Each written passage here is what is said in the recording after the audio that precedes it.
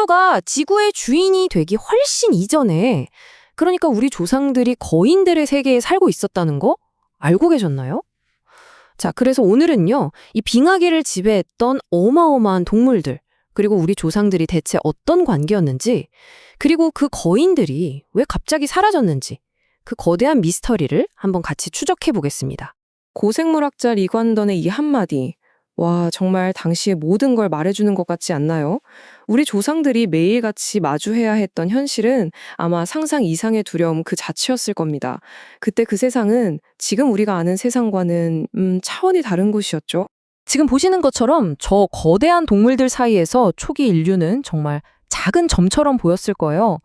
생태계의 뭐랄까, 절대 강자들이 사방에 널린 세상에서 살아남는다는 것 자체가 매일매일이 싸움이고 또 위대한 도전이었던 셈이죠.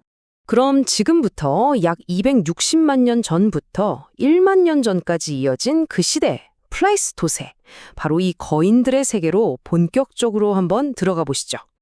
와, 정말 상상만 해도 압도적이지 않나요?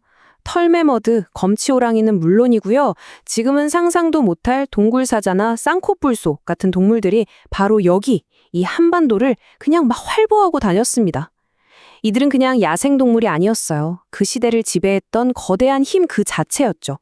가장 큰 위협이면서 동시에 살아남기 위해 꼭 필요한 자원이기도 했고요. 하지만 먹이사슬의 거의 최하위에 있던 인류가 드디어 반격을 시작합니다. 그냥 먹잇감에 불과했던 존재가 생태계의 규칙을 완전히 뒤엎어버리는 아주 새로운 유형의 포식자로 진화하면서 거대한 전환점이 찾아오게 됩니다.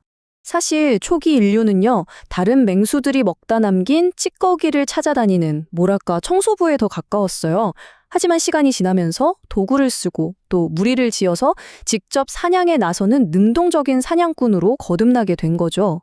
이건 단순히 밥 먹는 방식을 바꾼 게 아니에요. 지구의 역사 자체를 바꾼 정말 거대한 전환이었습니다. 인류의 도구는 바로 이렇게 진화했습니다. 처음에 그냥 단순한 돌멩이에서 시작해서 좀 더 정교한 주먹도끼로, 그리고 마침내 치명적인 창촉으로 발전했죠. 특히 동물을 막 벼랑 끝으로 몰아넣는 함정사냥처럼 단순한 힘이 아니라 지혜와 협력으로 이 거인들을 상대하기 시작한 겁니다. 그런데 말이죠, 이 성공 신화가 곧 아주 미스테리한 비극으로 바뀌게 됩니다. 인류가 드디어 최상위 포식자로 막 떠오르던 바로 그 무렵에 지구를 지배하던 거대 동물들이 정말 무슨 약속이라도 한 것처럼 갑자기 싹 사라져버린 거죠. 아니 대체 왜 그랬을까요? 진짜 이상하지 않아요? 수백만 년 동안이나 지구를 지배했던 거인들이 불과 몇천 년 만에 그냥 흔적도 없이 사라졌다는 게 말이죠. 대체 그 짧은 시간 동안에 무슨 일이 있었던 걸까요? 자, 첫 번째 용해선상에 오른 것은 바로 기후변화입니다. 빙하기가 끝나면서 찾아온 이 급격한 기온 변화가 거대 동물들의 삶의 터전을 그냥 송두리째 흔들어 버렸다는 주장인 거죠. 이 이론은 꽤 설득력이 있어요.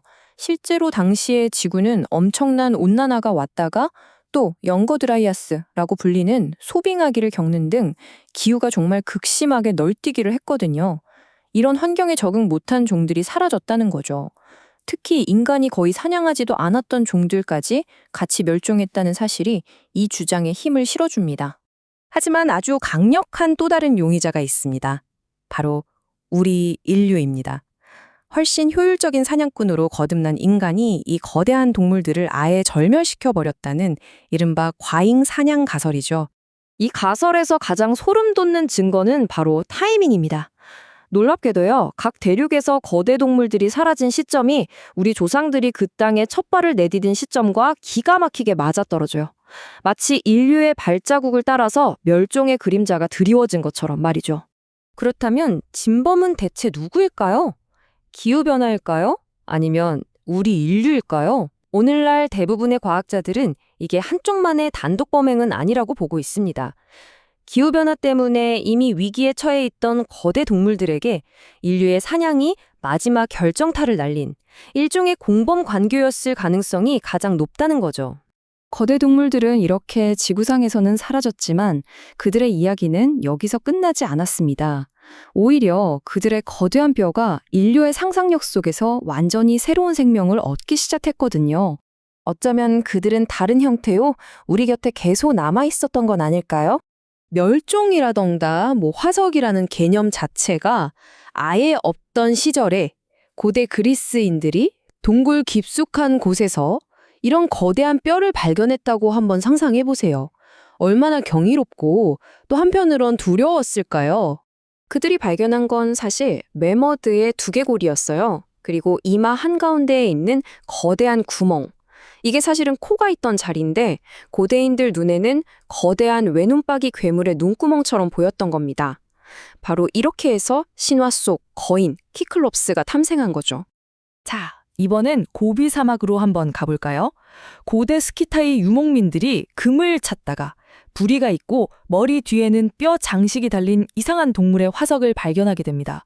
이건 바로 공룡 프로토케라톱스의 화석이었습니다. 이 화석의 독특한 특징들 있잖아요.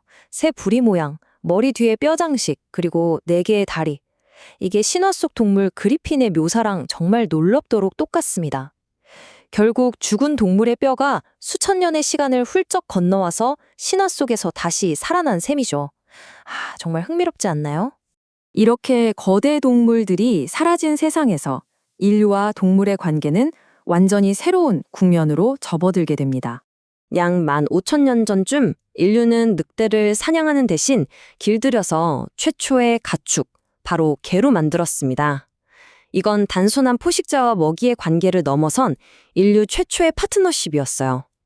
적에서 동반자로 인류 역사상 가장 중요한 관계의 변화가 시작된 바로 그 순간이었죠. 빙하기의 거인들은 결국 사라져서 신화가 되었습니다. 자, 오늘날 기후변화와 또 우리 인간의 영향력 아래 수많은 동물들이 위기에 처해 있죠.